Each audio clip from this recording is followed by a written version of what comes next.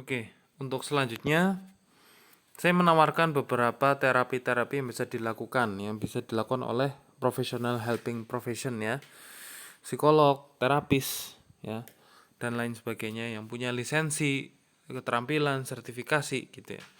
Satu terapi terapi realita. Terapi realita ini untuk menurunkan idealisme yang terlalu tinggi yang akhirnya menyusahkan diri sendiri dan membatasi diri dan akhirnya muncul kekakuan ya dalam hidup seseorang ya. Terapi realita penting. Contohnya kalau terapi realita itu ya akhirnya untuk menurunkan rasa kita terlalu berharap terhadap orang ya, sehingga akhirnya kita tidak pede ya. Ini terapi realita sangat bagus banget diberikan. Terus kedua, relaksasi. Mungkin otot-otot kita tegang, otot-otot organ tubuh kita mungkin tegang, sehingga apapun informasi konseling ataupun audiensi advokasi yang sudah dilakukan itu akhirnya jadi sia-sia. Karena apa? Karena tegang tuh, diri kita tegang. Kita mungkin kalau kita pernah mengamati orang yang sakit gangguan jiwa itu, dia itu tegang semuanya ya. Dia butuh antidepresan yang bisa merilekskan otot-otot dan sarafnya. Nah, naudzubillah. Terus mindfulness bisa jadi dengan kebermaknaan hidup itu menyembuhkan inner child. Jadi kita tahu keberadaan kita, kita siapa, kita harus bagaimana, apa yang kita lakukan. Terus mindfulness itu juga membantu kita untuk lebih yakin untuk melangkah di jalan yang benar yang Allah berikan. Terus konseling Islami ya, di Al-Qur'an banyak sekali petunjuk-petunjuk untuk menyembuhkan inner child ya. Terus psikologi first aid, kita tangani beberapa luka-luka yang masih kecil-kecil itu dengan penanganan psikologi first aid ya. Kapan-kapan saya akan jelaskan psikologi first aid. Terus forgiveness terapi, terapi untuk memaafkan, hipnoterapi yang menghipnosis, memasuki ke alam bawah sadarnya, ingatan-ingatan yang masuk ke alam bawah sadar itu untuk segera dirilis. Yang terakhir, kognitif behavior therapy ini dipakai untuk seseorang yang punya cara berpikir yang beda dari orang pada umumnya ya, pikirannya itu aneh.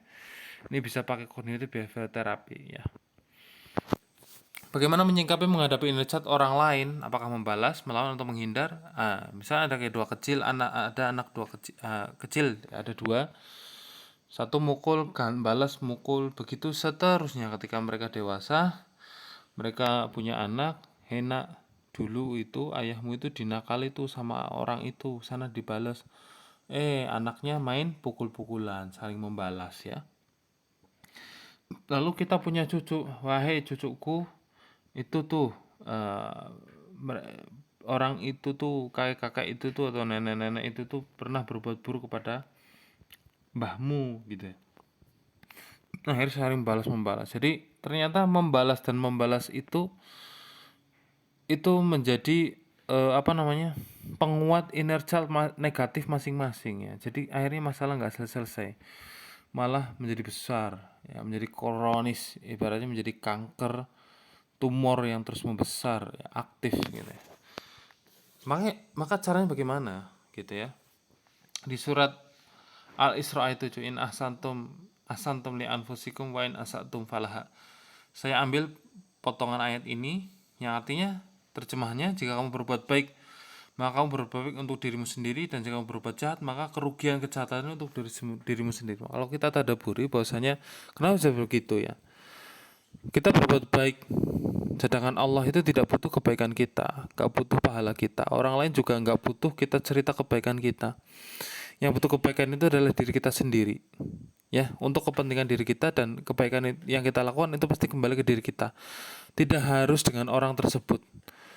Bisa jadi melalui orang lain, melalui anak kita, pasangan kita, dan sebagainya. Begitu juga perbuatan buruk dan jahat kita, Allah itu gak butuh dosa kita, gak butuh perbuatan buruk kita, maka yang kena dampaknya adalah kita. Orang lain tidak mungkin menanggung dosa kita ya, tidak mungkin menanggung dosa kita, pasti kita sendiri yang menanggung dosa kita sendiri. Nah, maka untuk apa kita membalas sedangkan Allah lah sendiri yang akan membalas ya.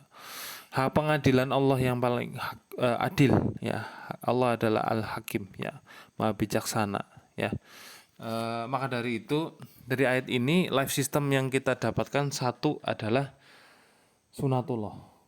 Katakanlah kalau kita berpikir hukum karma itu kan tidak plek ya, yang kita pikirkan kayak di sinetron atau di TV. Maka hukum karma ini yang saya maksud adalah ada balasan terhadap kebaikan kita, ada balasan terhadap keburukan kita, walaupun seberat biji zahroh, sekecil biji zahroh atau biji sawi, ya. Pasti ada balasannya dari Allah, entah di dunia entah di akhirat.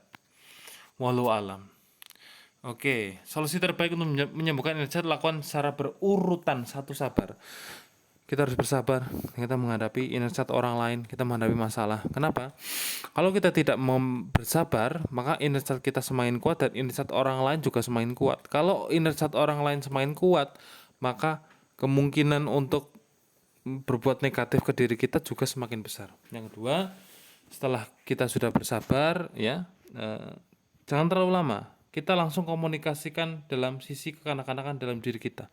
Komunikasikan insight dalam diri kita. Oh, kenapa ya? Apakah dulu aku pernah berbuat apa? Ataupun ada orang tuaku punya luka pengasuhan seperti apa terhadapku sehingga aku terjadi seperti ini, berperilaku seperti ini, bersikap seperti ini. Komunikasi dalam diri kita. Yang ketiga, memaafkan dan memaklumi ya. Ya, nanti di forgiveness terapi akan lebih dikerucutkan lagi. Memaafkan itu gimana sih maksudnya gitu. Kita memaafkan, kita maklumi. Untuk apa? Untuk apa? Maksudnya di dalam Al-Quran itu ternyata tidak ada perintah untuk kita menunggu maaf orang lain. Perintahnya adalah fa'fu anhum. Kita maafkanlah mereka. Kita memaafkan, selalu memaafkan ya. Entah itu terucap atau tidaknya, kita memaafkan. Entah itu saat itu juga ataupun butuh waktu beberapa waktu untuk bisa memaafkan, boleh-boleh saja ya. Setiap orang punya kemampuan masing-masing. Selanjutnya adalah ikhlas. Ikhlas itu berarti ada beberapa indikator-indikator yang terpenuhi. Ikhlas itu berarti Anda sudah melupakan. Ikhlas itu berarti ingatan negatif itu tidak kembali lagi. Ikhlas itu berarti menghilangkan emosi negatif dalam diri Anda. Ikhlas itu benar-benar sudah lega, benar-benar sudah enteng gitu ya. Kepala kita, dari ujung rambut sampai ujung kaki enteng semuanya. Ibaratkan seperti itu. Dan kita kalau ketemu orangnya, kita malah berbuat baik terhadap orang tersebut ya, tanpa ada niat yang negatif. Yang kelima, tawakal. Dalam Al-Quran dijelaskan, barang siapa bertawakal kepada Allah, maka tiada yang bisa menandinginya ya. Karena kenapa bisa begitu? Karena dalam setiap perbuatannya orang yang tawakal itu menyertakan Allah di dalamnya ya. Yang terakhir, lakukan dari langkah 1 bila di masa mendatang menemukan insight kembali. Jadi kayak gitu diurut terus diulang-ulang lagi ketika Anda menemukan insight ya.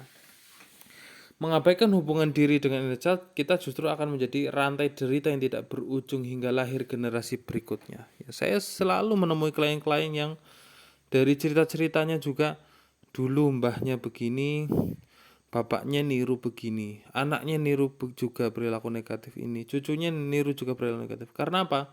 Ingatan yang kuat, karena ada rasa benci, ada rasa dendam dan sebagainya, sehingga 10 tahun yang akan datang kan gak kerasa Bapak Ibu, di Quran surah Al-Surah 7 itu gak kerasa 10 tahun, 5 tahun, ternyata pas kita kepepet, ternyata tindakan perilaku amal yang kita lakukan adalah sesuatu yang paling kita ingat, yaitu apa? Pokoknya aku suatu saat kalau sudah besar, sudah dewasa, aku tidak akan meniru perilaku buruk ayah saya atau ibu saya. Itu diingat-ingat, akhirnya jadi kejadian ya. Putuslah rasa sakit yang turun-menurun ini hanya pada diri kita dan tidak meneruskannya ke generasi selanjutnya. Bagaimana caranya? Sadari, akui, terima, cintailah energi dalam diri kita bagaimanapun keadaannya. Apa iya masa kecilmu tidak ada yang membahagiakan, Bapak Ibu semuanya? Apakah senaif itukah kita? Yuk munculkan masa indah saat kita kecil yang menjadikan kita bahagia, bernostalgia, bahagia. Yang terpenting adalah tetap meluangkan waktu secara teratur untuk kesenangan dan keceriaan dalam hidupmu dengan memunculkan inner child positif, yaitu inner child yang bahagia saat kita kecil. Ingat-ingat ya. Kalau Anda merasa dewasa, coba kita cek ciri-ciri berikut ini. Apakah Anda memiliki? Kalau belum, tandanya fisiknya saja yang dewasa, tapi psikologisnya masih inner child. 1. Orang yang inner child-nya sudah membaik ya, pasti menjadi sosok manusia yang dewasa. Dia kenal diri dan mampu mengaktualisasi diri, tangguh dalam menghadapi kehidupan, menerima dan mampu hidup bersama orang lain, berperan positif dan produktif di tengah masyarakat, memperjuangkan panggilan dan misi kehidupan. Dia kenal diri dan mampu mengaktualisasi diri. Satu, mengenal diri dan berani menjadi diri sendiri, sadar memilih sikap hidup produktif, mampu mengokohkan prinsip hidup, mampu mengasah kekuatan, mampu mengelola kelemahan. Ciri dewasa yang selanjutnya adalah tangguh menghadapi kehidupan. Satu, ciri-cirinya memiliki kemandirian, mampu memenuhi kebutuhan. Dua, bisa bertanggung jawab dan menanggung beban. Tiga, menguatkan daya juang dan meraih sasaran hidup. 4, memiliki kendali diri dan mau menunda kesenangan. Ya, kayak pas kita kecil tuh kita diajari untuk menabung, yaitu apa? Menunda kesenangan untuk mendapatkan kesenangan yang lebih. Terus selanjutnya menerima dan mampu menghadapi kerentanan hidup. Selanjutnya bersedia menerima rasa sakit. Terakhir dapat menerima kegagalan dan mampu bangkit. Menerima dan mampu hidup bersama orang lain ini salah satu kedewasaan. Ciri-cirinya adalah satu, menyadari adanya orang lain. Dua, menyadari perbedaan antara pribadi dan mau menyelaraskan diri atau individualisasi atau unik, individual difference. Yang ketiga, menghargai dan bisa bekerja sama.